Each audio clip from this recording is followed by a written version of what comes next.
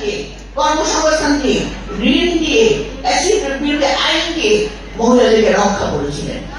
আজকে দেখি শিশু কন্যারা এখন পর্যন্ত ধর্ষিত হচ্ছে। আমি পরশু দিন পেপারে বললাম কয়েকদিন আগে 190 জন লোক গত 3 মাসে শিশু কন্যা ধর্ষণ।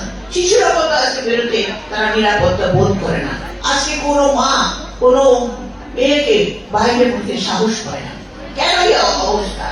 আমরা আমাদের নৈতিক মূল্যবোধ সম্পূর্ণভাবে ধ্বংস করে দিয়ে গেছে ওই শেখ হাসিনা, যার দুর্নীতি, লালসা, লোভ সমস্ত সমাজকে একদম ঘুরে ধরে একদম মানে শেষের দিকে নিয়ে গেছে। সেই সমাজকে ফিরিয়ে আনতে হবে। তার জন্য কিন্তু নারীরাই হলো আসল শক্তি। মারাই পারে একটা শিশুকে সমাজে তার জ্ঞান দিয়ে, তার বুদ্ধি দিয়ে, তার শিক্ষা দিয়ে একটা শিশুকে বড় করে তুলতে। কাজে আজকে শুধুমাত্র আপনার এই পুরো বলা আমার দরকার নাই। নারীদের কাছে শুধু নারীদের কথাটাই বলবেন। যদিও আমাদের এই কিতাবের মধ্যে স্বাস্থ্য, শিক্ষা থেকে শুরু করে অনেক কিছু আছে, যে সংস্কার গুলো, যে রাষ্ট্র কাঠামো পরিবর্তন করতে যাচ্ছে জানাব তারেক রহমান, সেই অত কথা বলার দরকার নেই। ভোটের জন্য এখন আপনাদেরকে নামতে হবে, লড়াই করতে হবে, এবং আপনারা যে পাড়াটা করলে আপনাদেরকে আপডেট দিতে হবে আমাদের সেন্ট্রালি, আমাদের সদস্য সচিবের কাছে। তিনি আপনারা কতটুকু কাজ করলেন, কতটুকু কাজ হলো, এ করে আপনারা কিন্তু কার বাড়িতে কতজন ভোটার, কার বাড়িতে প্রবাসী আছে, কে কোন ধর্ম মানে বিশ্বাসী, মানে কার কোন দলে পিছিয়ে, সবই কিন্তু আপনারা জানতে পারবেন। কিন্তু সবার কাছে আপনাদের যেতে হবে, তাদের সঙ্গে কথা বলতে হবে। এখানে অমিত ইসলাম, অমিত কিন্তু খুব সুন্দর করে চমৎকার করে আপনাদেরকে বুঝিয়ে দিয়েছে, আমাদের নিপুণ খুব ভালো করে বুঝিয়েছে, আমাদের জয়ন্ত কুণ্ডল সে তার ধর্ম নিয়ে খুব সুন্দর কথা বলছে। ধর্ম নিয়ে কোনোদিন দল হয় না, ধর্ম নিয়ে কোনোদিন রাজনীতি করা যায় না। ধর্ম আমাদের সবার, যার ধর্ম তার কাছে। এবং কোরআন শপথ করে আমাদের মায়েরা তো, গ্রামের মায়েরা খুব একটু দুর্বল, কোরআন নিজে হাতে একবার দিলে পরে তখন ভাবে আমি কোরআন শপথ করেছি। সেটা তাদের বুঝাতে হবে যে না, এটা বলে তো আমাদের ইসলাম ধর্মে কোন কোরআন হাতে শপথ নেওয়া পাপ।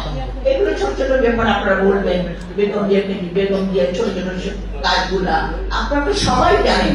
এখানে নতুন করে বলার কিছু নাই, আমি জানি আপনারা সবাই জানেন।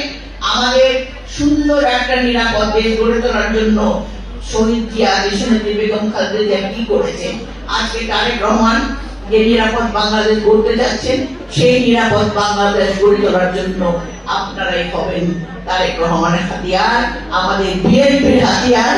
ইনশাআল্লাহ আগামী দিনে এই নির্বাচনে আপনাদের কর্ম, আপনাদের চেষ্টা, আপনাদের শ্রম, আপনারাও অনেক কষ্ট করেছেন, যাতে আপনারাও যাতে সুন্দর নিরাপদে থাকতে পারেন সেই ব্যবস্থা করার জন্য আজকে আপনাদের কাছে তারেক রহমান আমাদেরকে পাঠিয়েছে।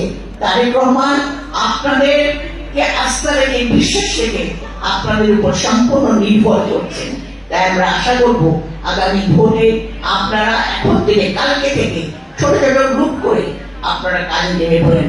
যার যার ইউনিয়নে, প্রত্যেকটা কয়টা ইউনিয়ন হলো কিংবা কয়টা ওয়ার্ড হলো, এইভাবে পাড়া পাড়া ঘুরে ঘরে ঘরে 1 to 1 কথা বলা এখন কিন্তু খুব দরকার। আমি শুধু স্লোগান ভুলে যান, স্লোগানের দিন এখন আর নাই, স্লোগানে কোনো নেতৃত্ব হয় না। ওই একটা মিছিল করলাম, ওটাও কিন্তু এখন আমাদের দরকার নেই। আমাদের দরকার ছোট ছোট 10 জন 15 জনকে নিয়ে একসাথে বসে কথা বলা, কিংবা ঘরে ঘরে গিয়ে কথা বলা। আসুন ভাই, আমি আর বক্তব্য রাখবো না। আপনারা ক্ষুধার্ত আমি জানি, অনেকক্ষণ মানে আপনারা অনেক দূর থেকে এসেছেন, খুব কষ্ট করে এসেছেন। আপনাদেরকে অশেষ ধন্যবাদ যে আপনারা এবং আমাদের